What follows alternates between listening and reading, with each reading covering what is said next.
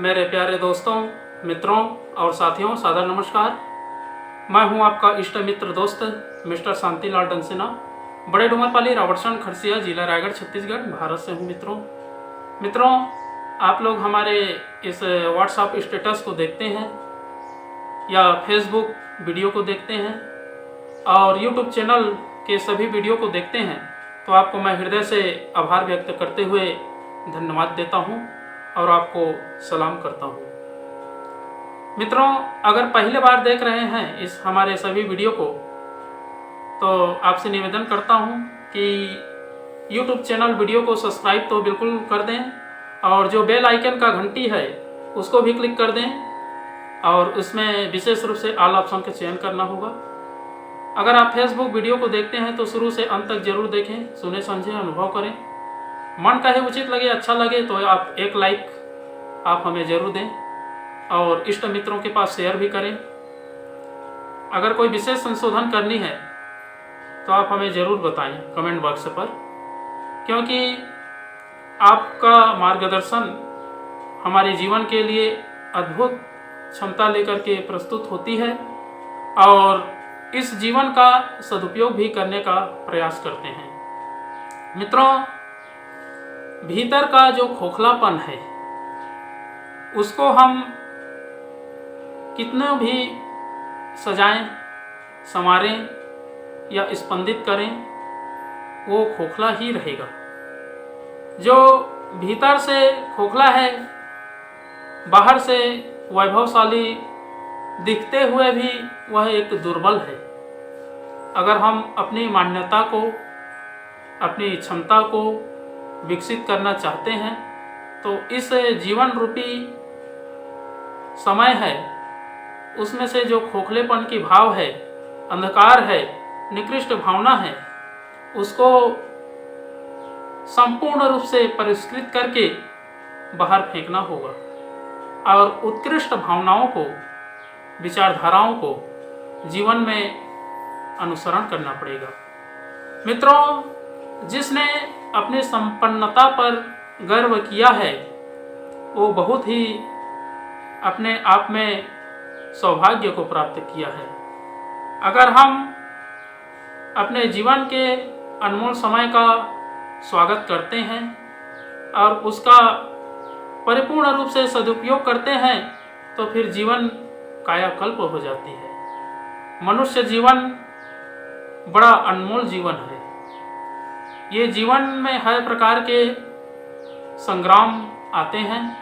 अगर हम इन संघर्षों को, इन बाधाओं, विपदाओं को लड़ना जान जाते हैं या सीख जाते हैं तो फिर जीवन उत्कृष्ट दिशा की ओर समुन्नत ढंग से रीति नीति अपना करके, अनुशासित होकर के जीवन व्यवस्थित हो जाती है और हर प्रकार के पहलुओं से अवगत होते हुए, नया अनुभव प्राप्त करते हुए जीवन उत्कृष्ट दिशा में अग्रसर होती है।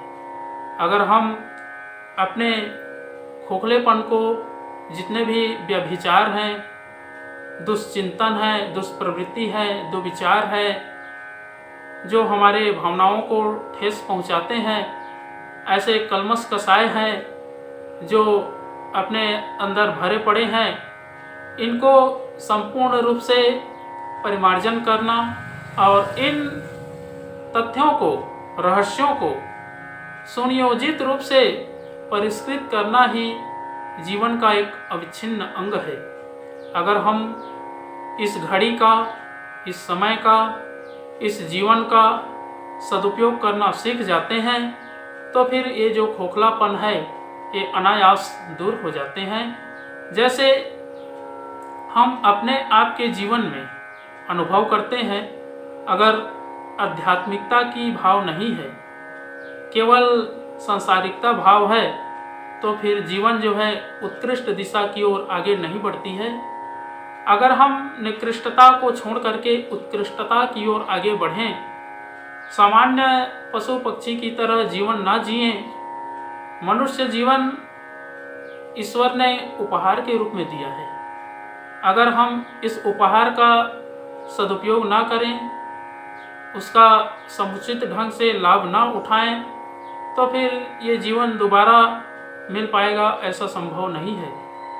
अगर हम अपने आप को, अपनी आत्मा को परिष्कृत करके आत्मा के बताए हुए मार्ग पर चलते हैं और हमारे जो खोखलेपन है, अंधकार है, अज्ञान है, इन सब चीज़ों का संशोधन करते हैं तो फिर जीवन नई दिशा प्राप्त करती है और आगे भविष्य का भी निर्माण करती है।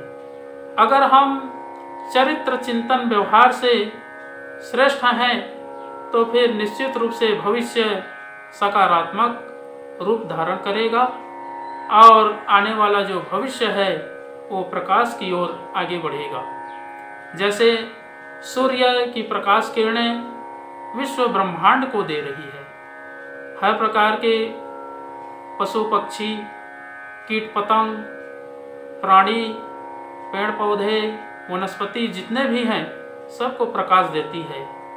अगर ऐसे ही हम प्रकाश देने वाले आत्मा को धारण किए हैं और जीवन में प्रकाश का, सत्य का अनुसरण करते हैं तो फिर जीवन जो है प्रकाश से, आनंद से, उल्लास से, प्रसन्नता से भरा रहता है और जो खोखलेपन होती है वो समाप्त हो जाती है।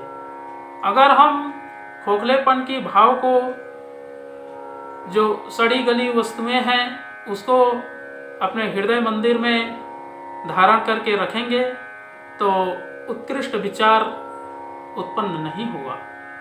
व्यक्ति अपने विचारों से ही आगे बढ़ता है।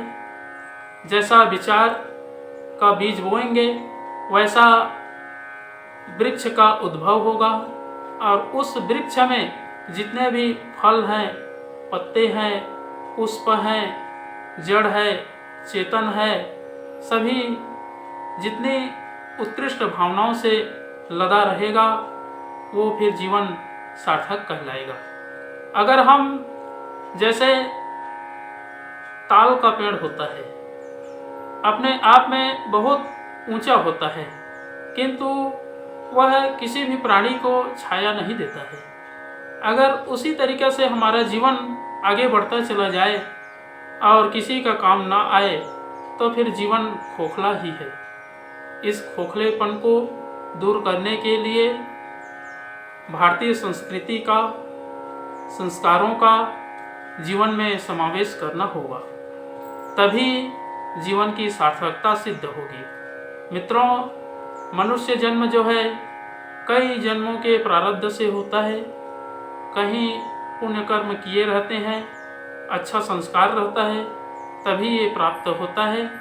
और जब मनुष्य उपहार के रूप में प्राप्त होता है तो व्यक्ति जो है इसका सदुपयोग करता है तो जीवन जो है हर प्रकार के उल्लास, उत्साह, उमंग, प्रकाश, सत्य, सदाचरण, चरित्र चिंतन व्यवहार को श्रेष्ठ बना करके जीवन व्यतीत करता है और अंत में परम मोक्ष को भी प्राप्त करता है। मित्रों, अगर हम सच्चे अर्थों में इस खोखलेपन को दूर करना चाहते हैं तो एक आधार है, वह है गायत्री महामंत्र। अगर हम गायत्री महामंत्र का उच्चारण हर रोज करते हैं तन मन से तो फिर जीवन जो है प्रकाश से भर जाता है। आइए मित्रों, एक बार गायत्री महामंत्र और एक बार संपुट के साथ में महामृत्युंजय मंत्र का भी उच्चारण मेरे साथ साथ में करेंगे। ओम भूर्भुवः स्वः तत्सवितुर्वरेण्यं भर्गो देवस्य धीमहि धियो यो नः प्रचोदयात्। उस प्राण स्वरूप, दुख नाशक, सुख स्वरूप, श्रेष्ठ, तेजस्वी, पापनाशक देव स्वरूप परमात्मा को हम अपनी अंतरात्मा में धारण करें। वह परमात्मा हमारी बुद्धि को सतमार्ग की ओर प्रेरित करे। ओम हौम जूम सह ओम भूर्भुवस्वः ओम त्र्यंबकं यजामहे सुगंधिं पुष्टिवर्धनम् उर्वारुकमिव बन्धनान् मृत्युर्मुक्षीयमामृतात्। ओम स्वः भुवः भुः ओम स जूम हौम ओम मृत्युंजय महादेव त्राहि मां शरणागतम जन्म मृत्यु जरा व्याधि पीड़ितं कर्म बंधनय ओम असंभवं संभव कर्तुमुद्यतं प्रचंड झंझावृतिरोध सक्षमं युगस्य निर्माण कृते समुद्यतं परम महाकालमं नमाम्यहम् ओम अस्तो मा सद्गमय तमसो मा ज्योतिर्गमय मृत्योर्मामृतं गमय। परम पूज्य गुरुदेव वेद मूर्ति तपोनिष्ठ युग दृष्टा युग प्रवर्तक युग ऋषि पंडित श्री राम शर्मा आचार्य जी, परम वंदनीय माता जी भगवती देवी शर्मा जी और आद्य माँ गायत्री माता, धरती माता, भारत माता, प्रकृति, पर्यावरण, सूर्यदेव, महाकाल भगवान, सरस्वती माँ, लक्ष्मी माता, सभी ग्रह नक्षत्र, अखिल विश्व ब्रह्मांड के सभी देवी देवताओं के सूक्ष्म संरक्षण में उपस्थित सभी हमारे प्रिय आत्मीय आदरणीय सम्माननीय परम हितैषी जितने भी यूट्यूब चैनल के माध्यम से या फेसबुक के माध्यम से या व्हाट्सएप स्टेटस के माध्यम से वीडियो देख रहे हैं, सुन रहे हैं, समझ रहे हैं, ऐसे परम देवतुल्य भाइयों, देवी स्वरूपा माताओं, बहनों, आप लोगों को मेरा सादा प्रणाम। ऋषि चिंतन के सानिध्य में से आज का जो एक बहुत ही अनमोल महत्वपूर्ण सुविचार है आपके पास लेकर के प्रस्तुत कर रहा हूँ।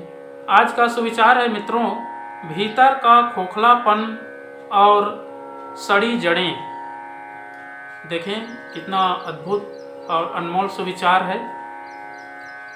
जो भीतर से खोखले हैं वे बाहर से वैभवशाली दिखते हुए भी दुर्बल हैं। उन्हें जरा सी प्रतिकूलता तोड़ मरोड़ कर रख देती है। उन्हें उखड़ते और धराशायी होते देर नहीं लगती।